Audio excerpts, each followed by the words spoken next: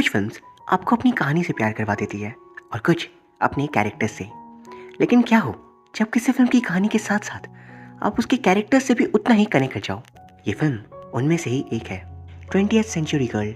ये कहानी एक प्योर लव स्टोरी है 1990s के साउथ कोरिया की, और सच में इसकी एंडिंग हम में से किसी ने भी प्रेडिक्ट नहीं की होगी।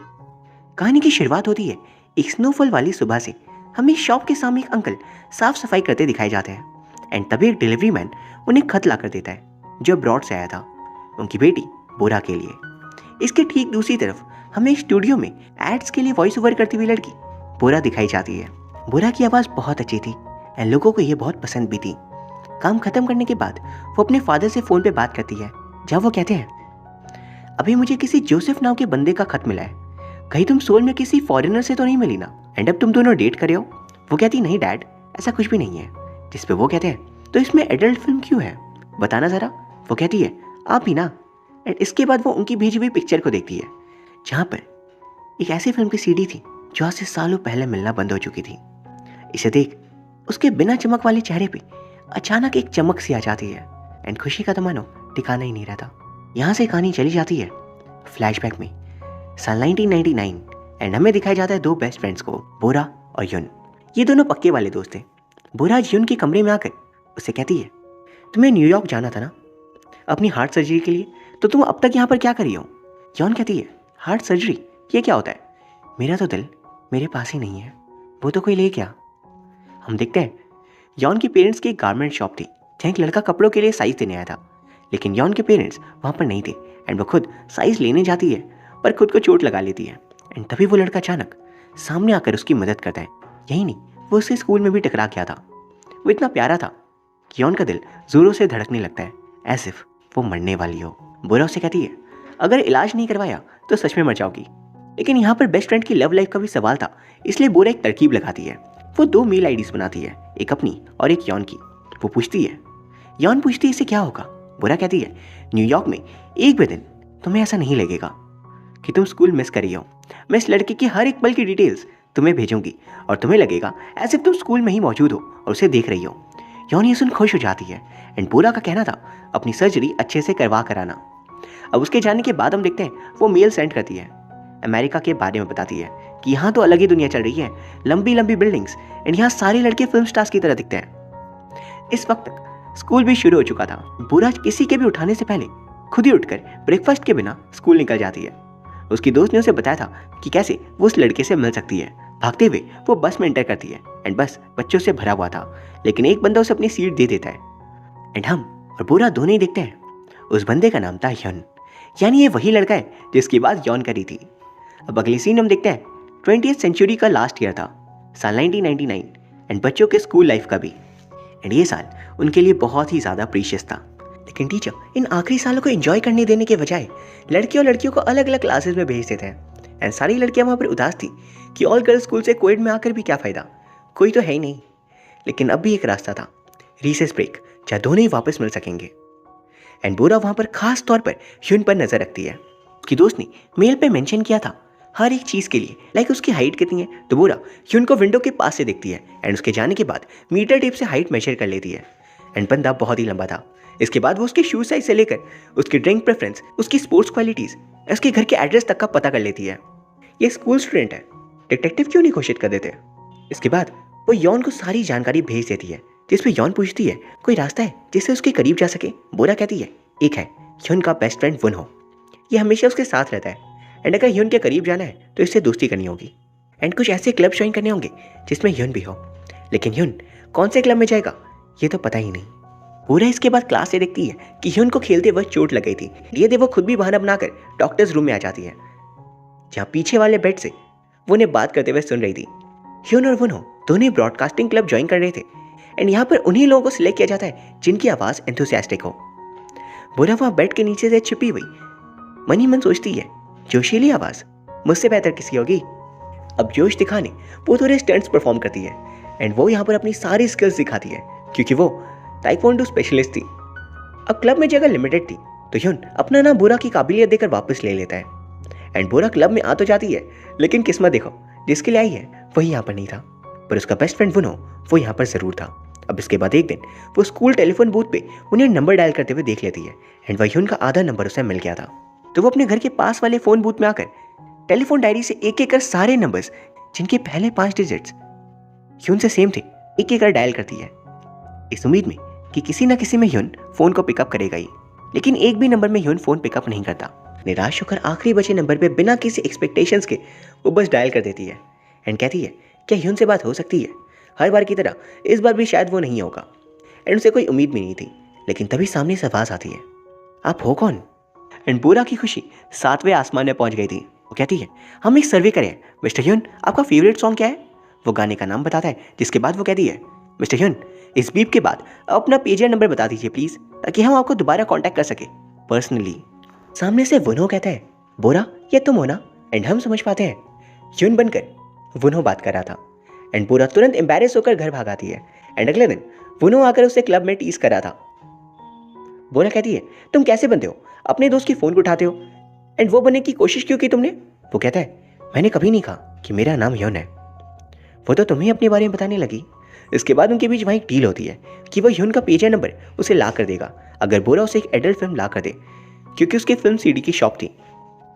बोरा अगले दिन लेकर तो आ जाती है पर क्लास इंस्पेक्शन का दिन था एंड वो पकड़ी जाती है। टीचर भी हैरान रह गए थे कि स्कूल में चल क्या रहा है। वो कॉरिडोर में वो पनिश थी एंड वुनो वहाँ पर आकर उसके हाथों से सीडी लेकर निकल जाता है। बाद में बोरा को फाइनली ह्यून का नंबर मिल गया था, जिसे वो अपनी बेस्ट फ्रेंड यॉन को भेज देती है। इसके बाद हम देखते हैं स्कूल के सारे बच्चे ट्रिप पे एक जगह पे गए थे क्योंकि फ्लावर सीजन का वक्त था। वहाँ पे बोरा और वुनो सेम क्लब में होने के कारण साथी थे एंड वो उसे ह्यून के बारे में पूछती है, लाइक उसकी फेवरेट मूवी, उसके फ्यूचर गोल्स एंड उसे कैसी लड़कियाँ पसंद है। यहाँ पर वुनो उन सारे सवालों का जवाब खुद के बारे में सोच कर देता है कि उसे कैमरास पसंद है, इसलिए वो फिल्म एंड जर्नलिज्म में जाएगा। बोरा गुस्सा हो जाती है कि तुम्हारे बारे में जानकर मैं क्या करूं, मुझे ह्यून के बारे में बताओ।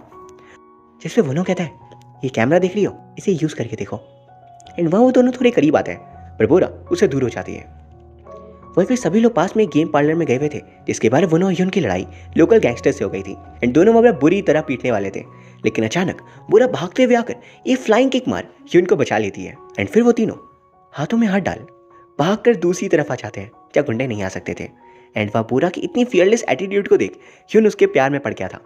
अब उसे कौन समझाए, बोरा ये सब कुछ सिर्फ यॉन के लिए करी थी। ह्यून अगले दिन बोरा के साथ घूमने जाता है एंड उसे अपने दिल की बात बताता है एंड खाना खाने दोनों उसी जगह जाते हैं जब वुनो काम करता था। इस दौरान बोरा के पैर में चोट लग गई थी फ्लाइंग किक के कारण एंड इसीलिए वो क्रचेस का यूज कर रही थी। पर ह्यून के प्रपोजल को सुन वो पहले अपनी सारी कमियों को ब्लंटली बताकर वहां से भागकर बाहर आ जाती है बिना क्रचेस लिए। बाद में वुनो खुद उसके पास आकर उसे क्रचेस देता है एंड उसके जो बैंडेड्स खुल गए थे उन्हें उसके पैर में बांध देता है। यह हम एक शार्प डिफरेंस नोटिस कर पाते हैं। वुनो एक शांत इनोसेंट सा बंदा था और वह ह्यून एकदम ऑपोजिट, वो एक प्ले बॉय था।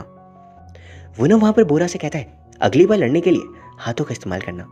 एंड पता नहीं क्यों पर बोरा का दिल वहां जोरों से धड़क रहा था। इसके बाद अगले सीन में सारे बच्चे एक ट्रिप पे आए हुए थे। वहां बोरा और बाकी लड़कियां एक ड्रिंक्स की बोतल लेती है।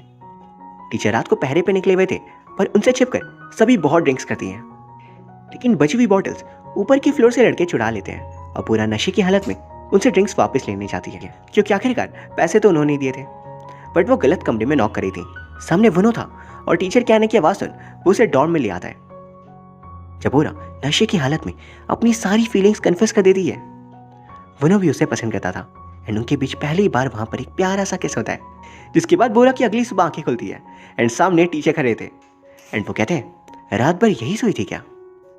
इसके बाद बोरा, वुनो और ह्यून तीनों साथ में पिक्चर लेते हैं अपनी एंड इसे वो यॉन को भेज देती है। अब अगले सीन में वुनो बोरा से मिलने उसके घर जाता है। वहाँ वो अपने छोटे भाई के साथ बैडमिंटन खेल रही थी। उन दोनों को साथ में बोरा के पेरेंट्स देख लेते हैं एंड मदर तो बहुत ज़्यादा गुस्सा कर रही थी, लेकिन फादर उन्हें अपने साथ ले जाते हैं ताकि वो दोनों आपस में बात कर सके। दोनों आपस में फिर बातें करते हैं जब वुनो बताता है उसका भी एक छोटा भाई है। वो कहती है कहाँ? वुनो कहता है न्यूजीलैंड में। जैसे उसके पेरेंट्स ने डिवोर्स ले लिया है एंड तब से वो अपने फादर के साथ कोरिया में है एंड उसका छोटा भाई उनकी मदर के साथ न्यूजीलैंड में। वहाँ वो बोरा को अपने साथ उसके पुराने घर लेकर आता है जब बहुत ही टेस्टी प्लम्स थे। बोरा उन्हें देख खुश हो जाती है। बोरा और वो फिर एक बेंच में बैठ जाते हैं। बोरा उससे कहती है कितना सही है ना, तुम्हें सब कुछ पता है, तुम्हें अपनी ज़िंदगी में क्या करना है, कैसे करना है, कहाँ जाना है, पर मुझे देखो, मुझे तो ये तक नहीं पता मैं किस चीज़ में अच्छी हूँ। बोनो कहता है एक चीज़ में तुम बेस्ट हो, टेलीफोन बूथ से सर्वे लेने में। इसके बाद वहाँ वो दोनों एकदम क्लोज आ गए थे एंड एक दूसरे को किस करने वाले थे, पर पता नहीं कहाँ से एक प्लम आकर उन्हें लगता है उनकी किस पूरी नहीं हो पाती। बाद में घर आते वक्त बोरा कहती है, तो क्या तुम मेरे साथ फिल्म देखने चलना पसंद करोगे? वो शर्माई हुई थी एंड उसे पता नहीं था कि वो रिप्लाई करेगा भी या नहीं, इसलिए वो घूम जाती है। एंड तभी वो उसे किस कर कहता है, अगले वीकेंड मिलते हैं फिर फिल्म के लिए। वो तुरंत घर आकर अपनी बेस्ट फ्रेंड यॉन के लिए एक सीक्रेट मेल लिखती है।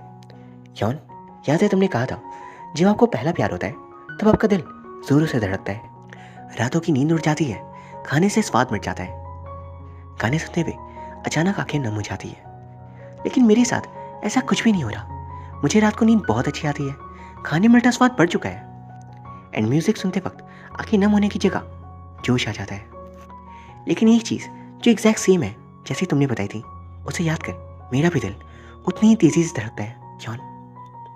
अब अगले दिन यून आकर उसे आइसक्रीम पार्लर लेकर आता है, जहाँ हम देखते हैं यून और वो दोनों ही बोरा को पसंद करते थे एंड उसे वो देख रहे थे।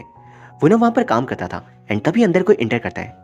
वो लड़की थी यॉन, वो यूएस से वापस आ चुकी थी और बोरा वो एक दूसरे को देख इमोशनल होकर गले मिलते हैं। जिसके बाद घर पे यॉन कहती है, तुमने देखा यून, वो भी वैसे ही हैंडसम है, आखिर कोई आइसक्रीम पार्लर की यूनिफॉर्म में इतना अच्छा कैसे लग सकता है? बोरा के सामने एक पल को शांति छा जाती है।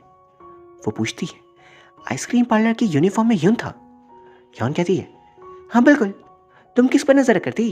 एंड यहाँ पर हमें और बोरा को समझ आता है एक बहुत बड़ी मिसअंडरस्टैंडिंग हो गई है।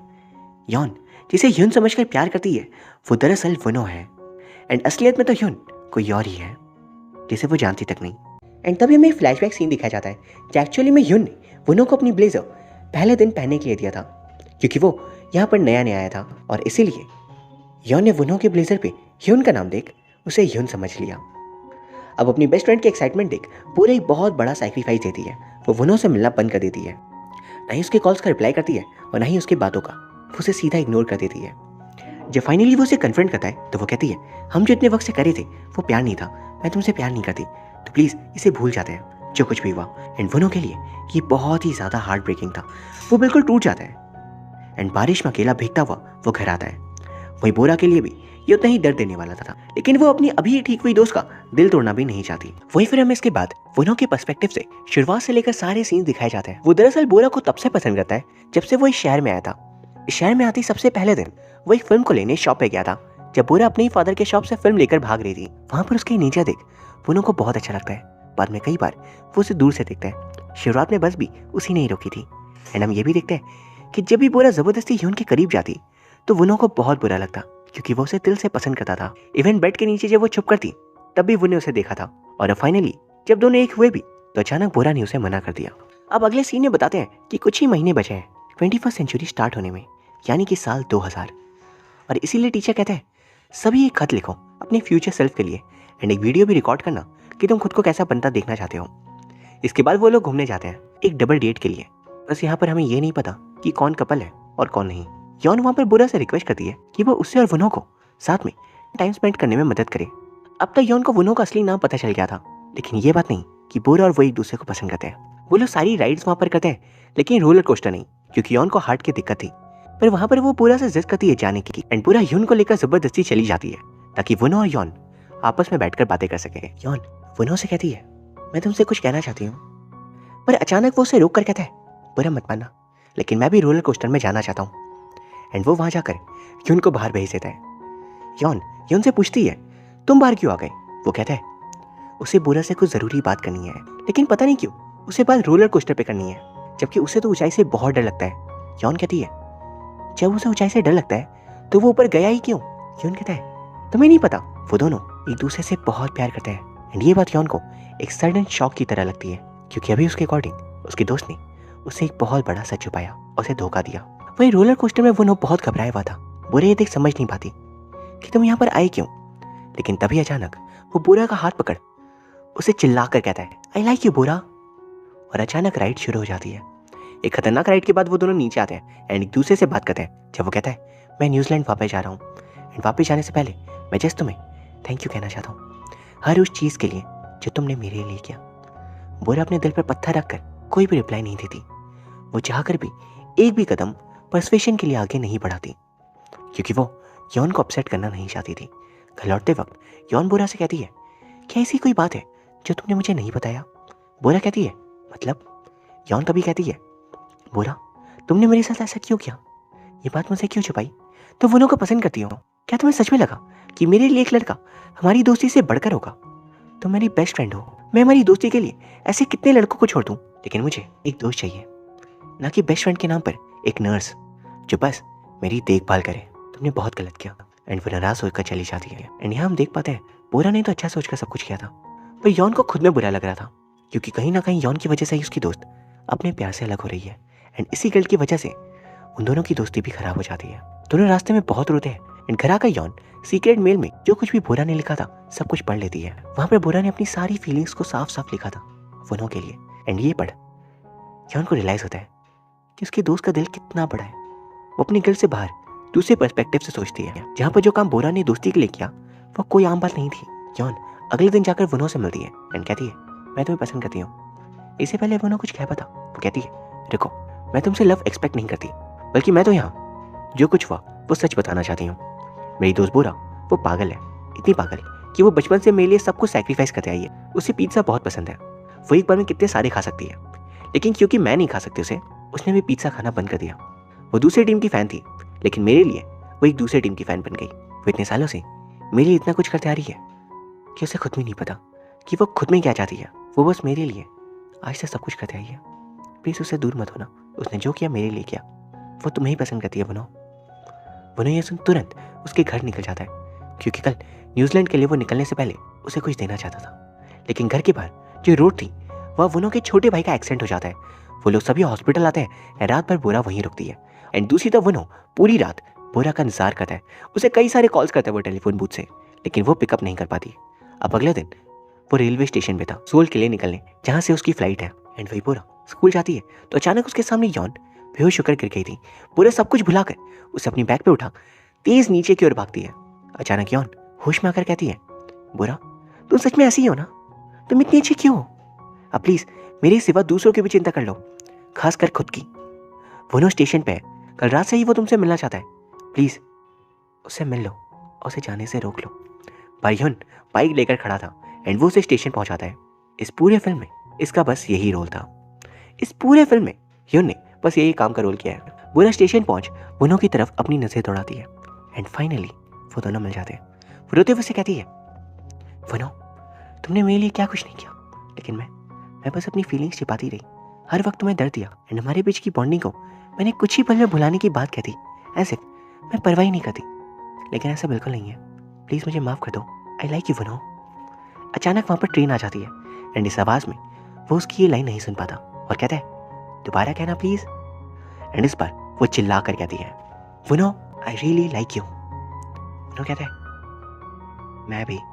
एंड तभी ट्रेन में बैठकर वो निकल जाता है, ये बोलकर कि वो कुछ ही वक्त में वापस जरूर आएगा एंड वो बोरा से दूर नहीं रह सकता। ट्रेन में वो बेहिसाब रोता है एंड बाहर बोरा भी। अब कुछ महीनों का वक्त बीत जाता है। इस दौरान यून और यौन रियलाइज करते हैं कि वो दोनों एक दूसरे को पसंद करते थे, क्योंकि उनके लाइक्स एंड प्रेफरेंसेस एक दूसरे से बहुत ही मिलते थे। वहीं इस पूरे वक्त मेल्स के थ्रू बोरा और वनो कांटेक्ट में थे एंड वे एक दूसरे से सारी बातें करते हैं। एंड वनो कहता है, कॉलेज हम साथ जाएंगे, मैं सोल में कॉलेज के लिए अप्लाई कर रहा हूँ। इस बीच साल 2000 का न्यू ईयर भी आ जाता है, यानी कि 21st सेंचुरी। सभी इसे खूबसूरती से सेलिब्रेट करते हैं, लेकिन अचानक इसके कुछ दिनों बाद से बोरा का हर एक मेल अनरीड आ रहा था एंड ना ही सामने से वनो का कोई भी मेल आता है। वो उसे कॉल भी करती है बट कुछ नहीं होता। फाइनली थकार कर वो कॉलेज के लिए अप्लाई करती है एंड उसे ज्वाइन कर लेती है। कॉलेज सोल में था तो वह उसके सारे दोस्त अपने होम टाउन से सोल के लिए निकल जाते हैं। ये सारे पल बोरा की खुशी वाले पल थे एंड सभी लोग खुश भी थे, लेकिन वो सिर्फ खुश नहीं थी जितनी वो पहले हुआ करती थी। माने उसके अंदर यहाँ पर एक वॉइड हो, एक खालीपन। वो स्माइल, वो लाफ्स, हर एक चीज में एक खालीपन था। एंड इन सीन्स में बोरा ने आउटस्टैंडिंग परफॉर्मेंस दी।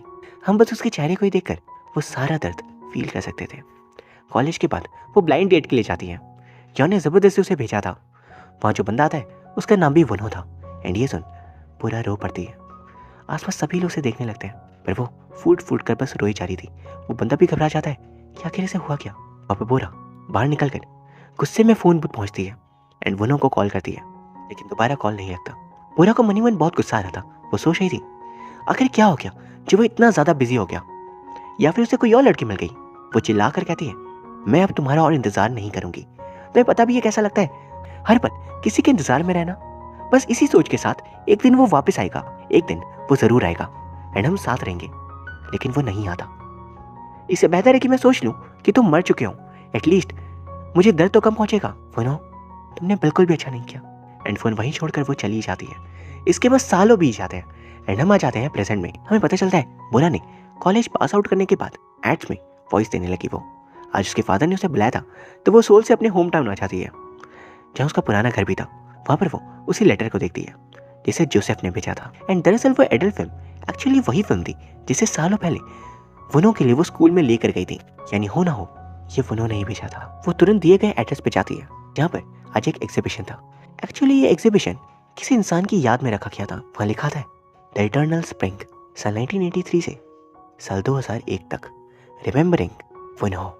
इसे रखा था उसी के भाई ने, यानी सालों पहले साल 2001 में ही वनो की मौत हो चुकी थी। उसका भाई बोरा से कहता है, आप बोरा हो ना, ये वीडियो मुझे मिली जब मैं शिफ्ट करा था।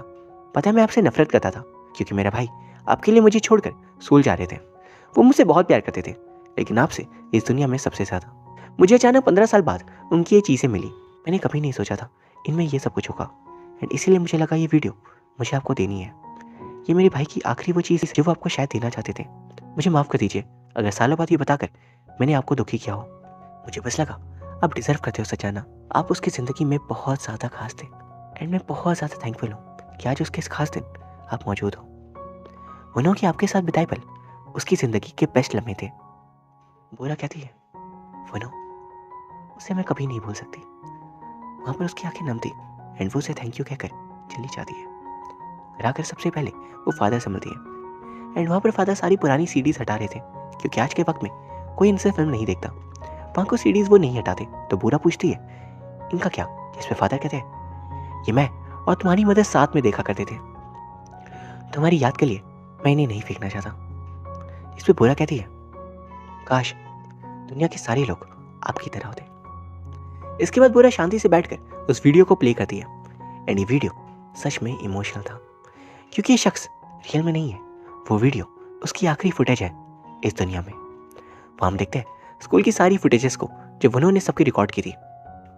इसमें सबसे ज़्यादा फुटेज थी बोरा की।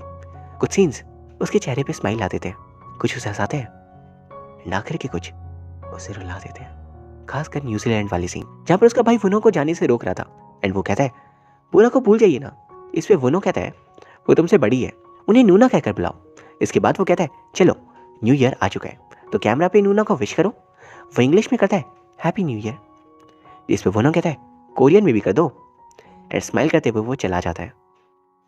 फिर कैमरा के एकदम करीब आकर वनो कहता है, सुबह के 4 बज रहे हैं, वीडियो शूट करने मैं यहाँ पर आ गया। अभी कोरिया में 2 बजे होंगे ना और तुम शायद सो रही होगी। बस कुछ वक्त और मैं कोरिया आ रहा हूँ।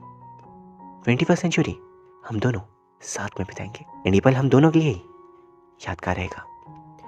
बुरे सुन फूट फूट कर रोने लगती है क्योंकि जिस पर्सन को वो सुन रही थी उससे वो बहुत ज़्यादा प्यार करती है। पर ये उसकी आखिरी फुटेज है एंड अब वो इस दुनिया में नहीं। और इसी के साथ ये कहानी खत्म हो जाती है। इस कहानी की तारीफ के लिए शब्द कम पड़ जाएंगे। जिस खूबसूरती से दोनों लीड एक्टर्स ने अपने कैरेक्टर्स को प्ले किया है वो आउटस्टैंडिंग था। मैं उम्मीद करता हूँ आपको ये कहानी पसंद आई होगी। अगर हाँ देन प्लीज़ वीडियो को लाइक कर दीजिए एंड चैनल को सब्सक्राइब भी। Thank you very much for watching. See you soon.